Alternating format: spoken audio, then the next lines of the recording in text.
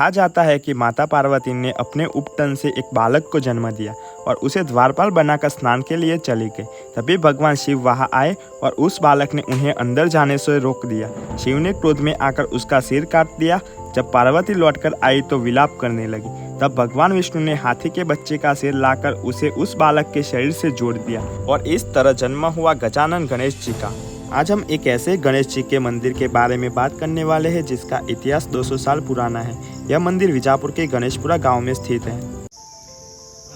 મહેસાણા જિલ્લાના વિજાપુર તાલુકાનું ગણેશપુરા ગામ છે। અહીંયા આ ગણપતિનું મંદિર આ ગણપતિનું મંદિરનો ઇતિહાસ એ વર્ષો જૂના 200 વર્ષ પહેલાં બી અહીંયા 20-25 ઘરોનું ગામ હતું નજીકની બાજુ અને અહીંયાથી ધીમે ધીમે આ રાજા રજવાડી વખતનું આ મંદિર છે। હવે એ વખતનો ઇતિહાસ એટલે ઘણું જૂનું મંદિર છે, 200 વર્ષ જૂનું। અને અહીંયા પહેલાં જે ગામ હતું હવે ધીમે ધીમે અહીંયાથી ગામ થોડુંક ઊંચા વિસ્તાર ઉપર જ્યું અને આ થોડુંક નીચો વિસ્તાર એ ગામ થોડું ઊંચા વિસ્તારમાં વસ્યું અને અહીંયા આ ગામના સાથ સહકારથી રિનોવેશન કરી આ મંદિરનો સારો વિકાસ કર્યો। અહીંયા આ એક યજ્ઞશાળા બનાવી, આ એક બેઠક વ્યવસ્થા કરાવી, આ એક રામાપીનું મંદિર છે તેમની બાલવાટિકા બનાવડાવી।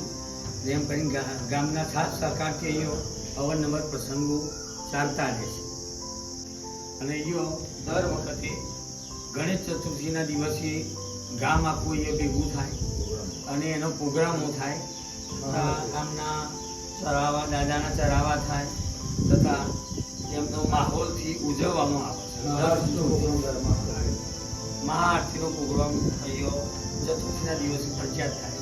100 વર્ષ પહેલાં આ મંદિર બરાબર અને 100 વર્ષ પછી નીચાવાળા ભાગને છે તેમાં બાજુમાં ઊંચી જગ્યા હતી તો નવું ગામ 100 વર્ષ આ સુધીમાં આનું 200 વર્ષ જૂનું આગળનું છે તો મને 100 વર્ષથી ખબર છે કે વર્ષથી આ મંદિર છે અને એનો દર સાલની ઉજવણીને બધું અત્યારે હાલ ચાલુ છે, ચાલુ છે। ગણેશ ચતુર્થી ઘણા લોકો આવે છે દર્શન કરવા બહારના।